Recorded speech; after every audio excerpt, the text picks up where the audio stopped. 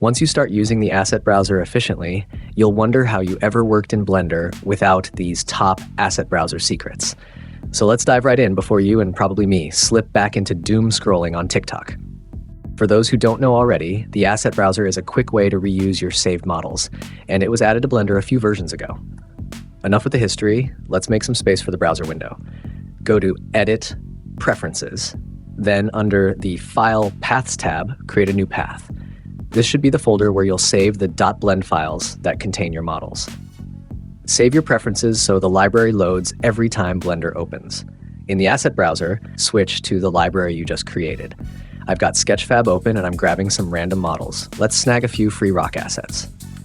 I like downloading the USD format because it's faster and packs everything, materials included, into a single file, no zip fuss, so I can just drag and drop it into Blender. Next, open a new Blender project and add the assets you want to keep into that project. Do a quick cleanup, reset origins, remove unwanted objects, and parenting. You want the model imported as clean as possible. Lots of imported models have messy names, so give them sensible ones. You can batch rename with Control F2. Finally, save the project into the folder we set up earlier. All the setup's done, now let's get to the juicy bits. In the outliner, select every object you want to save as an asset, right-click, and choose Mark as Asset. Each blend file in our special folder can act as a category, so give it a sensible name. I'm calling this one Rocks, and I'll have others for buildings, trees, grass, props, and so on. Whenever I stumble across a cool model, I just drop it into the matching blend file. Jump into any Blender project, open the library, I called mine Random Assets, hit Refresh, and you'll see your shiny new assets. If the thumbnails don't show up, you'll need to create previews manually. To stay organized, make a new category and drag all the stylized stones into it, then save.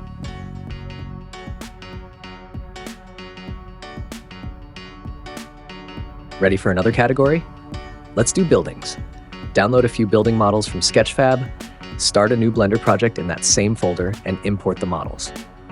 Clean up, remove parents, reset origins, give everything proper names, and save the file.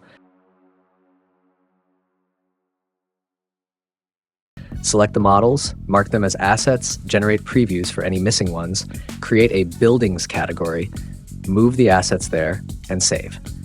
Add to this category whenever you like. Grab another building, drop it in, tidy up, rename, mark as asset, boom. Whenever you open Blender, every building and everything else lives happily in the same asset collection, making it a breeze to grow your libraries. And remember, assets aren't limited to models. You can stash materials too. So let's see how to set those up. I'm going to pull the materials from the upcoming Blender Advanced Effects course by Top Channel 1-on-1.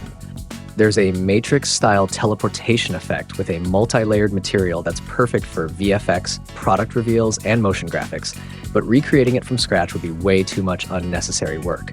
Turning it into a reusable asset is the move. I only need the material, but materials have to live on an object, so I'm copying the female character that uses it into a new .blend file. This file will be my materials category. Any other materials I want to save will go here too. The material uses an empty to control the effect, but when you save the material, Blender automatically brings along the empty, which is super handy. Give the material a descriptive name you'll remember, mark the material itself as an asset, create a new category called Materials, and move it there. Now, whenever you open a new project, you can just drag that material onto any mesh and pull in the control empty, and it works exactly as expected. You can tweak it further if you like. This workflow makes the asset browser ridiculously powerful. Add as many models or materials as you want, organized in their own categories, and reuse them everywhere. By the way, the Blender Advanced series goes live in a few days with its first lectures, and just like the Master Geometry Nodes course, new content will drop every week. If you want in on advanced effects like this, be sure to subscribe for updates.